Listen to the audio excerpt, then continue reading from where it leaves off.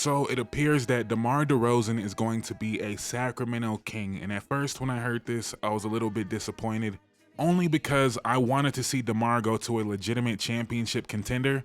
But this might actually be better, and I'll get to that a little bit later. But I think it's important to remember where DeMar was when he went to the Bulls and how people were talking about him at that point. People were saying he's the most overpaid, most overrated. I'm not sure how many people are checking in with CBS Sports, but they had him ranked number 48. Behind Vucevic, behind MPJ, behind Mike Conley, Gordon Hayward, Fred VanVleet. This was just 3 years ago. Think about that. They had MPJ 3 years ago ranked above DeMar DeRozan. But it's not just CBS. ESPN had him 45. Sports Illustrated had him 42. And I'm not here to argue DeMar is a top 15 player. I'm just saying people were extremely low on DeMar DeRozan going into his Chicago Bulls stint. But DeMar DeRozan, despite only winning one playoff game with the Bulls, I believe, he somehow increased his reputation by just being an amazing basketball player. But people still have the same questions about DeMar and his fit with other players. Kind of similar to how people used to talk about Westbrook. Only thing is with Westbrook, we seen it. And that's not an anti-Westbrook thing, but we seen it. We seen who he fit with, who he didn't fit with. In the case of DeMar, one of my biggest gripes as a DeMar fan is we've never seen it. We've never seen it. We've always just said, you know what, DeMar wouldn't fit with this player because DeMar doesn't do this. But we've never seen it in practice. We always say, oh, this player is going to fit with this player. How many times do we see that and it not work out? With DeMar, we just always assume it wouldn't work out. And you guys might accuse me of having a bias. I do have a bias. DeMar DeRozan is one of my favorite players, but I don't think you can really argue what I'm about to say, which is DeMar, you can make an argument that, you know, Kyle Lowry was a better player than DeMar. You can make that argument. I wouldn't, but you can make that argument. You could even make an argument Zach LaVine was a better player than DeMar. You could for sure make an argument that Prime LaMarcus was a better player than DeMar. All of those debatable. What's not debatable is DeMar DeRozan has never played with someone that was a better playmaker than him.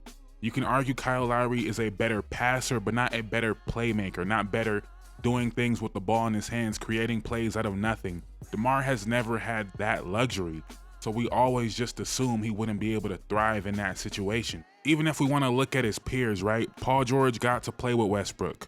Klay Thompson got to play with Steph. Kevin Durant got to play with Westbrook. Clearly different level of players on all of those guys, right? Kawhi Leonard got to play with Tony Parker. Got to play with Manu. Different stages of their career, I understand that. DeMar has never had that. Only one he had was Kyle Lowry. We really don't know how DeMar would have evolved as a player if he was put in that position. And then when he went to San Antonio, the year before he went to San Antonio, he was shooting threes, right? He kept losing to LeBron. He knew he had to get better. He knew he had to expand his game. He kept trying to evolve. That last year in Toronto, he took 3.6 threes per game. That's not a lot, but that's a career high for DeMar. Next year, he goes to San Antonio. Pop tells him, don't take threes. You don't like threes, right, DeMar? Don't even worry about it. Don't take threes. He goes from 3.6 to 0.6. Pop just completely stopped that development, and I bring it up to really point out DeMar was evolving, right? He had Fred VanVleet coming up. Kyle Lowry was getting better on ball as a creator. Pascal Siakam was developing. DeMar said, you know what? I gotta shoot more threes. He was evolving his game to finally fit with players that could do more around him. And speaking of that, this is the point where my bias comes in, but again, I'm speaking nothing but facts here, right?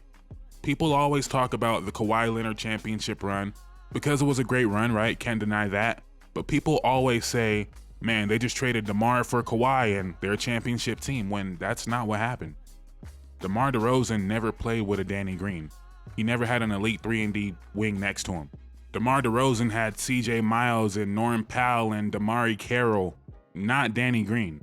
He never played with a big like Marc Gasol that was one of the best defenders in the league that could also help facilitate the offense. He never played with that version of Pascal Siakam. He never played with that version of Fred VanVleet. Oh, and the big one, LeBron James just happened to move to the West at the same exact time DeMar DeRozan did. I just had to get that off as a fan because I hate when people say, just switch Kawhi for DeMar. That's not what happened. A lot more happened. The coaches switched as well. Like, a lot happened there.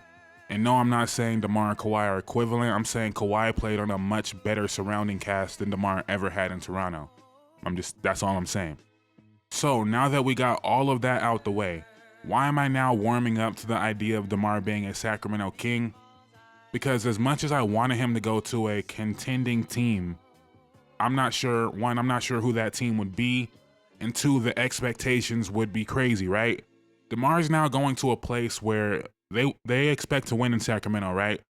But he's in a place where if he wins one playoff series, even though a lot of us would say that's probably not likely, but if he wins one playoff series, DeMar is going to be a legend in Sacramento, which sounds crazy to say out loud.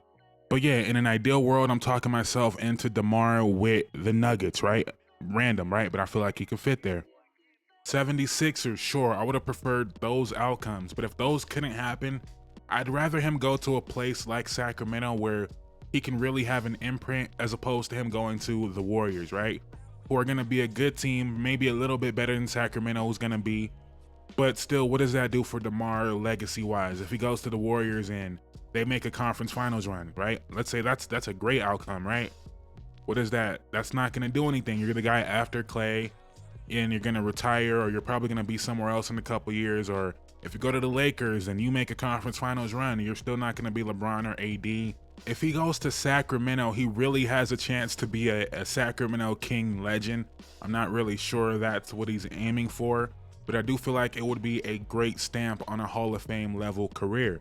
You could really envision him ending his career with the Kings, or if he went to one of these other teams, he'd really just be a hired gun. He'd be a mercenary.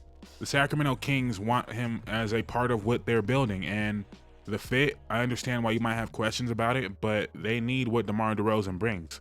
They need another player that can create out of nothing. You know, even Malik Monk was tasked with doing that too much last year.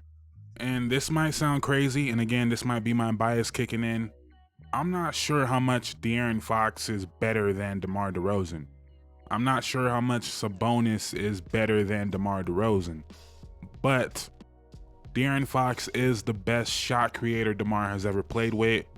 Domantas Sabonis, one of the better passers DeMar has ever played with. So I'm excited to see what DeMar could possibly be off the ball. I'd imagine we see a lot of lineups with just DeMar, no Fox, no Sabonis, DeMar and a bunch of shooters, maybe a rim rolling big. Who's their backup? They still have Trey Lyles, right? Yeah, some 5-out lineups with DeMar, Malik Monk, Keegan Murray, Trey Lyles, and maybe Devin Carter. I'm assuming Kevin Huerter is going to be gone in this potential deal, so if he's not, he's going to be in that lineup for sure. Not a great defensive lineup, but DeMar has proven he's still able to carry lineups like that. So overall, not really talking too much about the X's and O's of this team so far. We don't even know if it's going to happen yet. I just made a video talking about Brandon Ingram going to the Kings, and they're pretty similar players, except Brandon Ingram shoots more efficient getting to the rim at this point in their careers. But pretty much a similar fit, and we'll dive more into the X's and O's if the trade actually goes through. I just wanted to give my quick little thoughts on DeMar DeRozan in general, and how this might be a great way for him to wrap up a NBA Hall of Fame level career. And it's not going to be a pity Hall of Fame. I don't even think it's going to be a borderline Hall of Fame. And that, again, biased. I know I'm biased. But 6-time All-Star, 3-time All-NBA, on pace to finish top 20 in scoring all time. By this time next year, he's probably going to be ahead of Charles Barkley and Allen Iverson in the all-time scoring list. Like, people don't respect DeMar DeRozan enough, and the Sacramento Kings are a fan base that will appreciate DeMar. So that's the reason why I've convinced myself, and I'd be happy for him going to Sacramento. But we'll talk about it more if it actually happens. Let me know in the comments down below what you're thinking. Do you like the move? Do you hate the move? Are you indifferent toward the move? And do you think DeMar can actually go there and make something happen? That's another thing, right? We're not expecting much from the Kings, even if they get DeMar. But what if it's a situation where DeMar surprises us again? I know it seems unbelievable, right, when you look at the rest of the Western Conference, but this is now a team with 3 All-Stars, and maybe DeMar now being in a situation where he is the number 2 option for sure. For the first time in his career, he's going to be the number 2 option for the first time. So maybe he can surprise us again, and maybe Keegan Murray takes another leap, and this is a real legitimate threat in the West. I'm not saying that. I wouldn't put my money on it, but it's a possibility, which is why it's also a great look for DeMar if he's able to elevate this team to a different level. But let me know in the comments down below what you think about this whole situation. Please drop a like, please comment, please subscribe. I'm out. Peace.